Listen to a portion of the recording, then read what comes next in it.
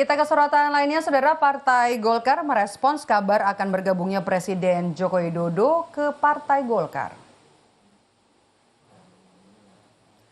Wakil Ketua Umum Partai Golkar Erwin Aksa membenarkan salah satu agenda Munas Partai Golkar pada Desember 2024 mendatang adalah pemilihan Ketua Umum Partai. Menurutnya ada sejumlah syarat yang harus dipenuhi untuk bisa menduduki kursi Ketua Umum. Di antaranya adalah mulai dari pernah menjadi pengurus Partai Golkar selama 1 periode penuh hingga terus-menerus menjadi anggota Partai Golkar selama 5 tahun. Kabupaten Bandung. Memang di Desember 2024 Golkar memiliki agenda besar yaitu Munas Partai Golkar, dan salah satu agenda dalam Munas tersebut adalah memilih Ketua Umum Partai Golkar. Syarat untuk menjadi Ketua Umum Partai Golkar yaitu pernah menjadi pengurus Partai Golkar tingkat pusat atau sekurang-kurangnya pernah menjadi pengurus Partai Golkar tingkat provinsi. Partai Golkar memiliki meritokrasi, ya, jenjang karir sangat dihargai di Golkar, sehingga Golkar memiliki infrastruktur dan kaderisasi yang baik, dan inilah yang sedang dibangun di Golkar.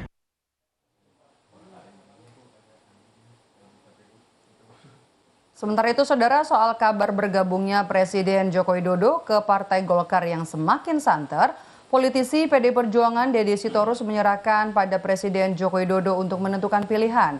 Menurutnya, kini hubungan Jokowi dengan PDIP sudah tidak seperti dulu lagi. Ya, Jokowi suka-suka dia mau jadi kader mana, kader siapa yang dia penguasa tertinggi. Hubungan bagaimana, orang cita-cita dia menghancurkan PDIP kok masih ada hubungan, dari mana?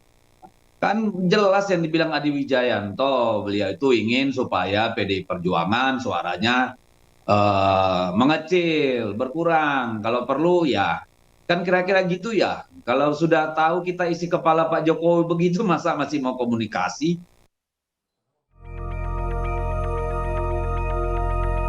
Isu Presiden Joko Widodo akan bergabung ke Partai Golkar kian kencang. Bahkan suasana di Partai Golkar menghangat seiring kian santernya isu ini.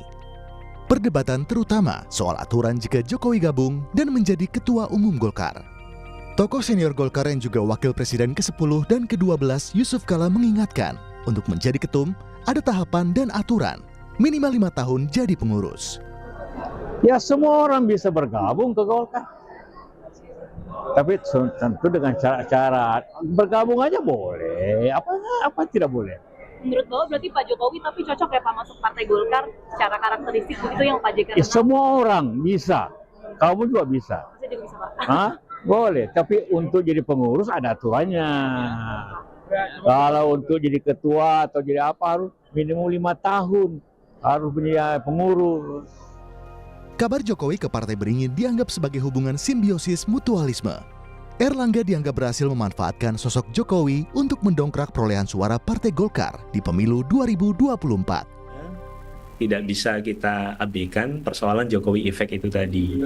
Ya, kalau kita melihat mulai dari iklan Golkar di media-media sampai pada materi-materi kampanye mereka, itu memang menunjukkan satu paradoks, saya pikir ya, karena di satu sisi Golkar sendiri tidak memiliki tokoh yang bisa diandalkan dalam capres maupun cawapres, tetapi di sisi lain sandaran Golkar pada Jokowi itu juga bagi saya persis menunjukkan adanya mutualitas dalam hubungan keduanya, dan ini kan berlangsung bahkan kalau kita tarik mundur sejak 2016 begitu. Presiden Jokowi memang tak mengiyakan bergabung dengan Partai Golkar. Tapi, Jokowi di berbagai kesempatan juga tak pernah membantah.